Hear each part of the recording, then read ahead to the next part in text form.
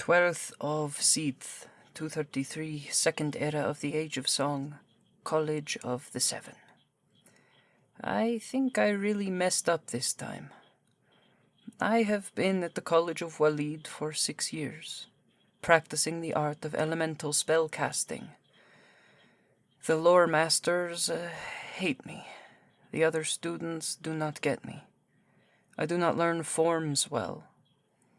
The book teaches me the gestures for Torvald's beam of fire, and I can't mimic it.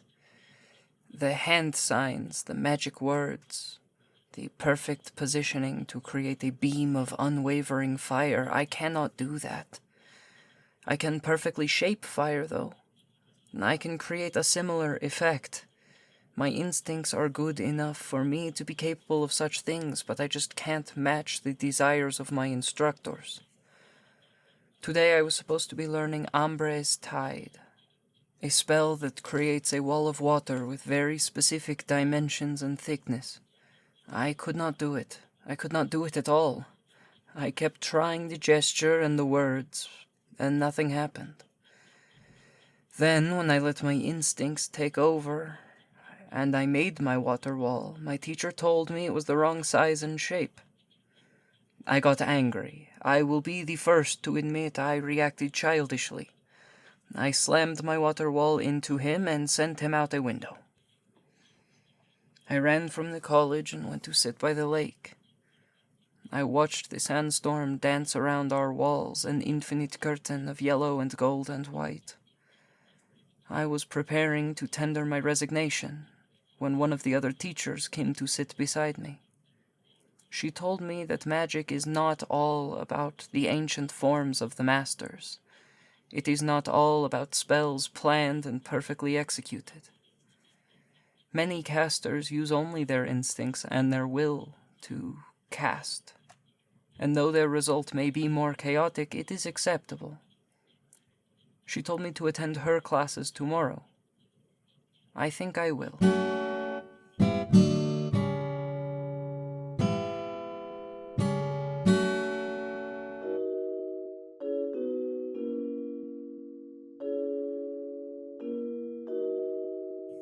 Thirteenth of Seath, 233, Second Era of the Age of Song, College of the Seven.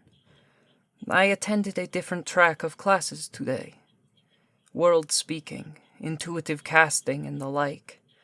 I learned the history of magicians who did not bow to the conventional spell-casting rules, and the difference between world speakers and will casters. Though casting perfectly to one's intentions is powerful, it angers the world. It upsets the spirits that we bend to control our magic. Many call the result of that feud mage luck, where the world tends to disproportionately harass spellcasters who do not maintain a healthy relationship with the spirits that we work with. No one likes being told what to do, after all. For once, instead of dusty tomes and the names of ancient sorcerers, my classes were focused solely on recreating certain desired effects and speaking to the elements around me. I felt for once like a decent student. I could do what was asked of me and do it with pride. When my mother noticed my magic, she sent me here. But back then, my magic was only world speaking. I would listen to the mice and the birds and the wind and the fire. They helped me simply because that's what friends do.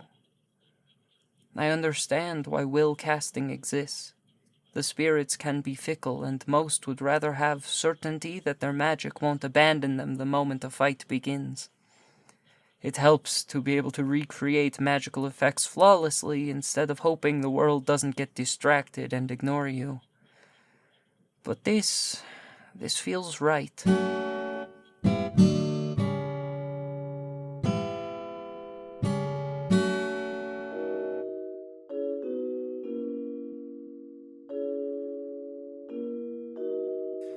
Forty-eighth of Seath, 233, Second Era of the Age of Song, College of the Seven. Since switching tracks and becoming solely focused on world-speaking courses, I have grown greatly as a mage. My ability to summon and control the elements around me has advanced, and my confidence has been bolstered. Lore Master Avi, the woman who runs this particular field of study, has asked me to be her personal apprentice and assistant. I happily said yes. Not only do I get to study directly at the side of a master such as her, but she hinted that we would be going on a trip soon to a place of incredible power. As time has gone on, I have grown to love my education. Perhaps attempting over and over again to learn in a way that does not suit me was ill-advised. I have learned that my particular talents come with their own ways to learn and practice. I do not need to fit the mold of a sorcerer that I simply am not. I am a world speaker, one who talks and listens. My magic is as wild as the spirits who truly control it. Tonight I am packing my things for Lore Master Avi's trip. She was vague about what to pack, so I suppose I should just prepare for anything. Heavy cloaks, lighter ones, boots, sandals. Everything I can bring to make sure I don't make a fool of myself wherever we are headed. This journey will change my life. It will prove to me that I am a world speaker.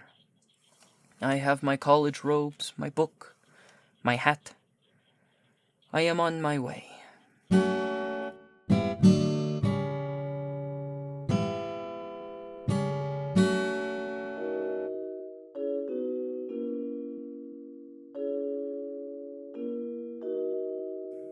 "20th of Palanth 233, Second Era of the Age of Song, Kingdom of Desish.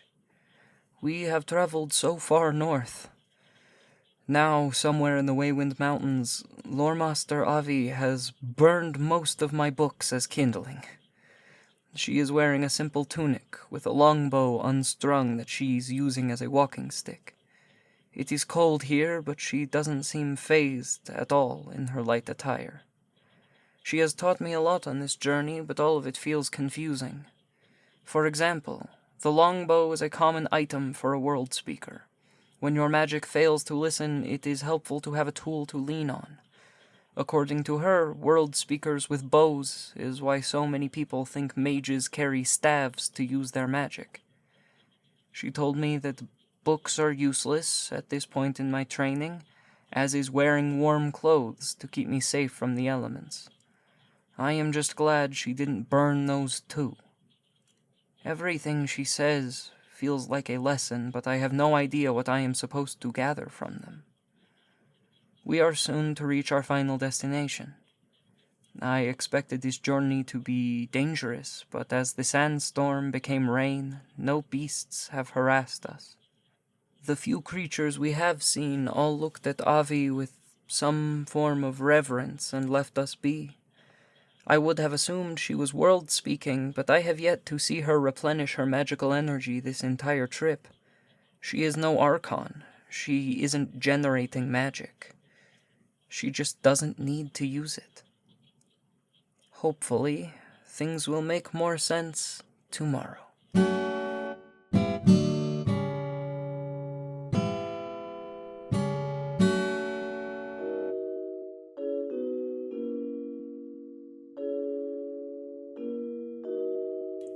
"21st of Palanth, 233, Second Era of the Age of Song, the World Speaker's Grove. Dalbane the Green is the most powerful world speaker to walk the planet. His age is almost impossible to guess, and in his hundreds of years walking the world, it is said that he has cultivated such a relationship with the spirits that the world simply will not let him die. He was born here, in this grove of white trees in the mountains. Here in this clearing the most powerful of us was born. The simple presence of him has transformed this place. The storm refuses to touch it. The sky above is clear and bright. The trees have curved and arched together into houses and bookshelves, chairs and tables. The butterflies guide you to wherever your path may need to go. it is a city of world speakers. Knowledge is offered freely. Many people have simply approached me to offer insight on the spirits and coach me through concepts I thought impossible.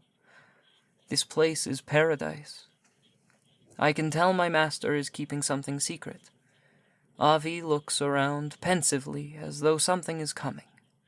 She has not yet told me what to expect, but I can see in the faces of all who live here that they know it is coming too. Patience is not my strong suit, but at least in the meantime I can learn all this place has to offer.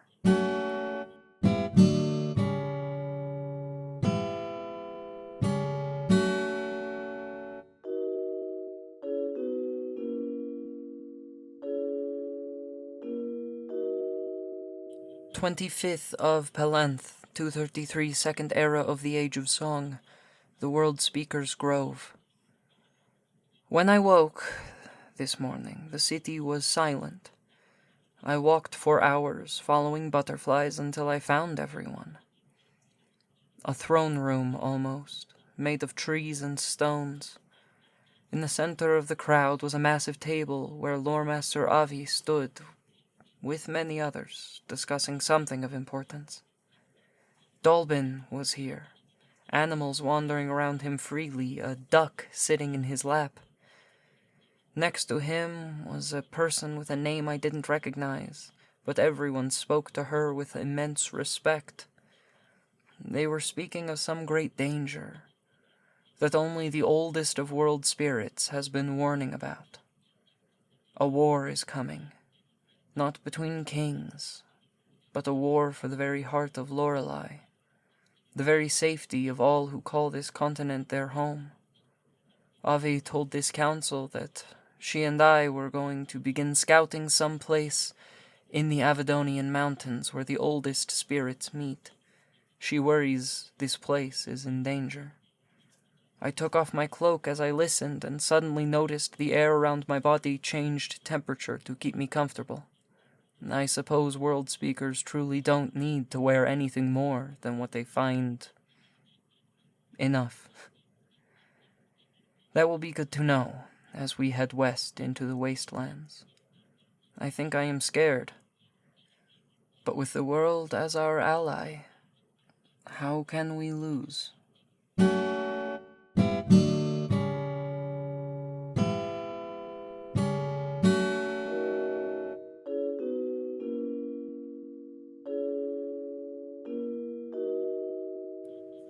Fourteenth of Dissest, 233, Second Era of the Age of Song, Avedonian Dragon Peaks. I know not if anyone will receive this warning in time. I am sending it upon the breeze. What comes is greater than any of us. I will not survive the next attack. Avi won't last much longer than I. If you are reading this, find Dolbin and warn him. Something ancient has awoken, worse than the Lord of Sorrows. I ask the spirits to bring this journal to any who may guide us to our salvation. Gods help us.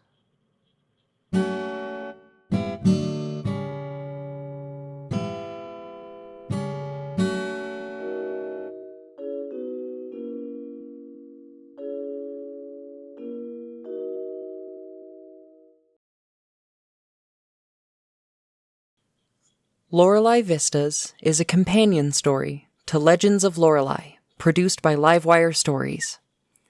This show is written and produced by Gwen Fullman. The music you heard in this episode was composed by Gwen Fullman and produced by Calamity Alex on YouTube and Spotify. The narrator for this episode was played by Gwen Fullman. If you enjoyed this episode and want to hear more, please consider subscribing to our Patreon at Livewire Multimedia Stories to receive episodes a week early for only $2 a month. Check out our website at livewiretabletop.wixsite.com patreon.com/livewire. Subscribe to us on YouTube, or join our Discord in the description below. The best way you can support us is by showing this to a friend. Thank you. And a special thank you to our Patreon supporters. Without you guys, this wouldn't be possible.